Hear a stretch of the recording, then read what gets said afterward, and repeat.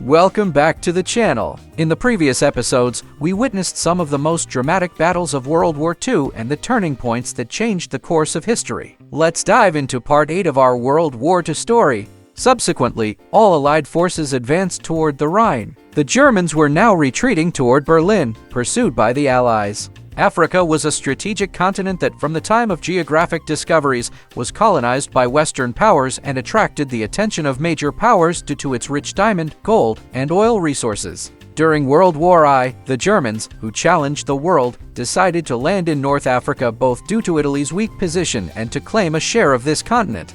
Wars in Libya, Egypt, Algeria, Tunisia, and Morocco mostly took place between Italy, Germany, and the United Kingdom. In June 1940, with Italy entering the war alongside Germany, the war spread to North Africa, and Britain found itself in a difficult situation.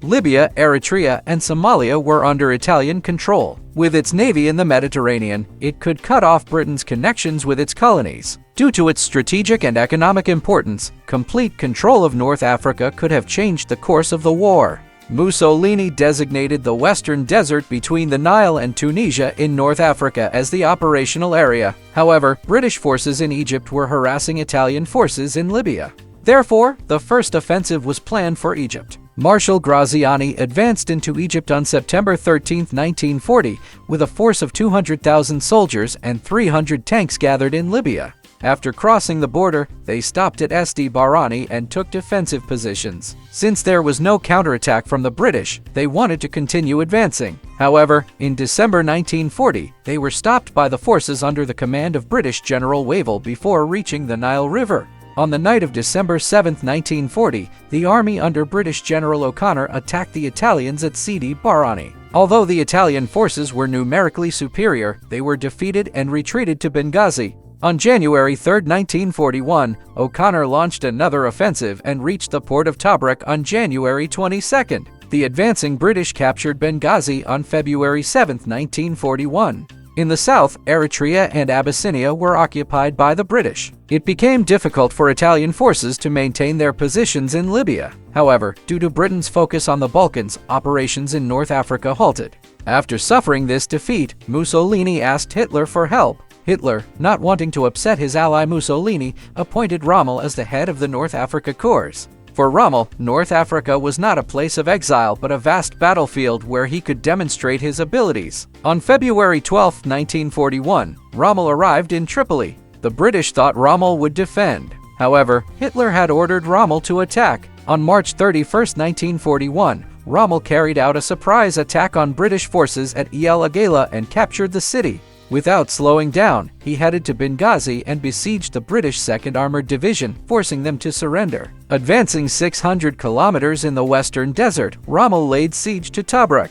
In April 1941, he attacked Tobruk twice. The port remained in British hands. Rommel requested reinforcements and tanks from Hitler. British planes flying from Malta bombarding German and Italian navies complicated matters. The British easily received reinforcements from Alexandria and launched an attack on the Germans at the Breivik line. While Rommel had 30 tanks, the British had more than 100. Despite this, British attacks failed. Rommel destroyed 95 British tanks. 2 months later, the British attacked again with Operation Batleaks. The result was another defeat. Rommel's brilliant tactics, burying 88mm anti-tank guns to make them invisible and tying wires behind tanks to create dust clouds to give the impression of a large army, caused the British to retreat from their positions. After this defeat, the initiative completely passed into Rommel's hands. On January 21, 1942, a message was sent from Rommel's headquarters to the Italian North Africa High Command: "We are retreating."